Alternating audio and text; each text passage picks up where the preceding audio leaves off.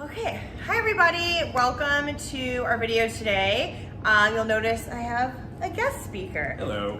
This is my friend Peter, and he is someone who has experienced both with monogamy in a 15-year marriage and then also with polyamory for the last 7 years. He's also experienced in the BDSM community and even helps educate others about BDSM dynamics. So thank you for joining us. My pleasure.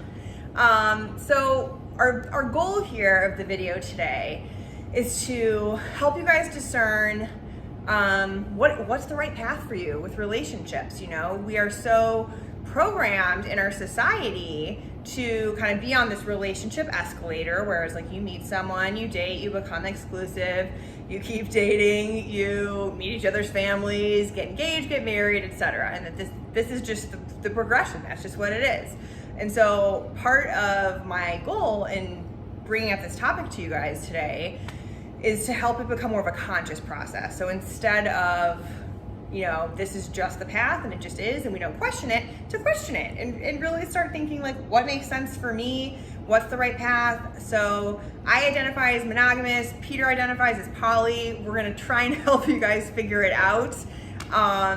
And we can start by telling you a little bit about our stories and how did we figure out what really felt like in alignment and the right path for us. So I'll let you take it away from there and share a little bit about your story. Well, like you said, I was married for about 15 years. When that ended, I found myself kind of looking to reinvent what my relationships would look like, but I honestly didn't know the path I was going to take. What I didn't want is to be like the playboy dog that I used to be in my teens and 20s. I really thought that would be going backwards. So rather than just guessing, I took almost a year of deciding how I would go forward, and I joined a poly support group where we just talked about the benefits and the trials and tribulations of being in a poly relationship, and it helped me realize that I was naturally interested in becoming polyamorous. Yeah, and part of why I wanted to do this video with Peter, as much as we like to give each other shit, and that's like half of our friendship, I will acknowledge that Peter is one of the few people, in my opinion, who does poly well and is really willing to put in the work and the effort and really enjoys the benefits and gets the value out of it. I will accept that. I don't know if I totally agree, but it's an ongoing process. Exactly. I mean, no one does relationships perfect. I feel like we're all just doing the best we can. But can you tell us a little bit about how did you know monogamy wasn't for you? Or at what point did you realize that? Well, I was very happy to get married. I was in my late 30s, and I really thought that I found the right person for me, the right situation, and we built a really fantastic life. There were a lot of positives. We had children, but at some point I felt like, is this it? And it was a really tiny thought. It wasn't a major revelation. I just remember walking down the stairs one day and going, is this it? And it probably took 3 to 5 years before it became a situation where I had to do something. Now, the marriage didn't end because of infidelity. It didn't even end because I wanted to be poly. It ended for other reasons. But I had to believe that on some level I was unhappy with the situation, and it probably was a contributing factor. When I became single and was out on the prowl, so to speak, I decided that rather than just diving in, like I mentioned before, is to take a real purposeful journey on what my relationship would look like, so I didn't have to be hurt, have to feel unfulfilled, because now I had the opportunity to write my own script. I like that. That's a good way to look at it. And I'll share a little bit about my path. So I was also somebody that was just curious about exploring relationships, and I feel like we're always having good chats about relationship dynamics just in general. And so I was kind of like, I don't know, this whole relationship escalator thing, maybe I need to try an open relationship or, you know, the swinger community or something. And so I was curious about it. I I tried a few different kind of open arrangements, and the first one, I was dating told me they had just slept with someone else. I burst into tears. I tried an open relationship. There was more tears. Which is totally okay. Which is totally okay. And it's not like monogamy prevents tears, right? I mean, let's be honest about that. But for me, it was just sort of like, I do have this curiosity to explore, but when it really comes down to it, for me, I'm like, I just want to be all in with one person. And I think the other part for me was just that I don't feel like I have the bandwidth. Like when I see like the work that you do to like manage different relationships and put the effort in and the communication and making different people feel special and have unique roles in your life, I don't have that. It's like, okay, between work and attempting to keep my house clean, which is not very clean right now, and family and platonic friendships, like for me, and then one relationship, I was like, that is more than enough for me to handle. So I'm kind of curious, like, how do you feel differently about that? I'm going to draw an equivalent to being an introvert versus an extrovert. And I'm not saying they're exactly the same or one's poly and one's not. I'm saying that what feeds you is kind of the driving force. It helps you determine what your natural relationship dynamic is. For me, I currently have 3 partners, and they're very special to me. And it's a lot of time, energy, spending time with them, and make sure they feel the appreciation that I feel for them, making sure that I am doing everything I can to make sure those relationships are successful by how we defined it. But that work feeds me. It energizes me. It actually makes me a better person. That's a great distinction, because it drains me. But, and I'm not going to speak for you, but I would imagine a monogamous, fulfilling relationship energizes you. Yes. Yeah, and for me, it's also, I think it might also, I'm curious what you say, it's what makes you feel secure. So for me, I feel most secure when like I am with someone and we are just all in with each other and that's it. And one of the misconceptions I had at the beginning about open and poly relationships is that, maybe those people are more like avoidant attachment and they're not really, going to be as secure. And that is actually false and supported by research that it's false. So I think it maybe is just different things that make us feel secure. To be honest, in the very early days when I was recently divorced, I absolutely found that I did not want attachment, and I thought poly was an opportunity to still build relationships and not get fully attached. Little did I know that 7 years later, almost 8 years, is that I feel more attached to my partners, mainly because we have a purposeful journey. And what I mean by that is that it's a self-guided, we determine what it looks like. So we don't follow the normal vanilla monogamous script where you meet the high school sweethearts, you date, you get engaged, you get married, you have the white picket fence, you have your children, children leave the home, you're retired, and that's your entire life. Nothing wrong with that, but there is an element of a script. When you're in a monogamous relationship, there's no roadmap, which is a positive and a potential negative. Wait, when you're in a poly relationship, there's no roadmap. I'm sorry, when it's a poly relationship. Okay, yeah. Although I don't feel like I have much of a roadmap.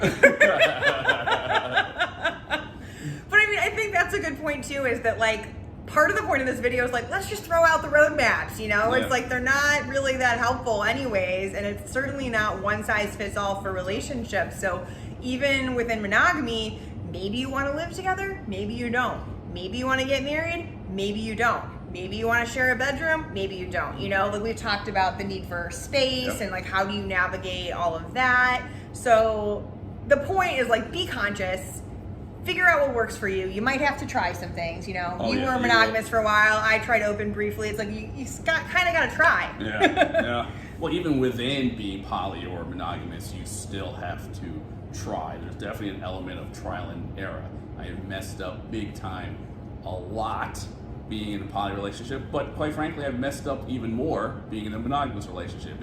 it's a learning, self-discovery. It's part of your personal growth. And when I was doing the open relationship, I felt like we communicated amazingly, and it's like that is no guarantee that it's going to work for you. Absolutely. So I think just like being aware that it's like what feels right inside. And also, I want to remind you guys, you might be able to do either style. Like there are definitely a segment of people out there that can do monogamy and can do polyamory, and you just have a little more flexibility then. You can choose what works for you. I think that is kind of disagree to some extent. I'm thinking more of your natural tendencies. I think there are people who are naturally poly, and I'm not talking about people who's just going out there to be with as many sexual partners at all. That's absolutely what I'm not talking about. Even though having multiple sexual partners is a benefit, but it's a matter of you. I lost my train of thought, but it's a matter of you going out there and being who you are. Yeah. And feeling it, and maybe one partner you feel totally good with being with forever, and maybe you feel good about being with that one partner, but having additional partners as kind of an additional. They might, if you have a partner that absolutely hates going to the movies, for example, will not watch a movie with you. Maybe your other partner happens to be a big time movie buff. Well, there's a commonality there, and you're still feeding your interest with someone else. And I think there's some benefit to that. Yeah, and I would agree with that. And I think that's one of the points that poly advocates kind of like bring up that makes a lot of sense to me is like no one person can meet all of your needs. So whether you're monogamous or polyamorous, that's true. Like no one person is going to meet all your needs. And so I think, and even if you have multiple partners, I don't know if you feel like all your needs are being met, but maybe more of them are being met. I don't know. Or maybe as a monogamous person, maybe some of those needs are met by your platonic friendships and your family relationships. So it's like we're always going to have more than one person in our life. It's just in what ways. And keep in mind, your needs evolve over time. You're not the same person you were 5 years ago. Because of life experience, because some good things happen, some bad things happen. So something that works for you 5 years ago, 10 years ago, may absolutely be a put off today, and vice versa. You never know.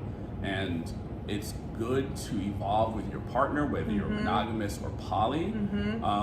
But it's easier for you, in my opinion, to explore different aspects of your personality needs if you are now with multiple partners. I would disagree. But no, I mean, I get that, but I feel like I probably just explore different parts of my personality in different ways. So maybe it's like, okay, I like music, I want to take drum lessons, cool. I'm going to explore that part of my personality in that way. Or I was talking to someone recently who's like really into fitness, and so it's like, cool, if you want to go have like a CrossFit gym and have a separate community there, your partner's not into that, that's great. But I think that does bring up a good point. It's like whether it's through polyamorous relationships or whether it's through a more monogamous lifestyle, like finding ways to get our needs met and which ways really work for you. What happens, because once again, I disagree. What happens if we you have a lot? It's amazing we're friends. Yeah. What happens if you have a need to do CrossFit, for example? Yeah. And you want to explore that, and you want to do it with your partner, but your partner's like, no thanks, not interested. All right, now, if you are fortunate enough to have a partner that supports your activities outside of the relationship, right? Fantastic.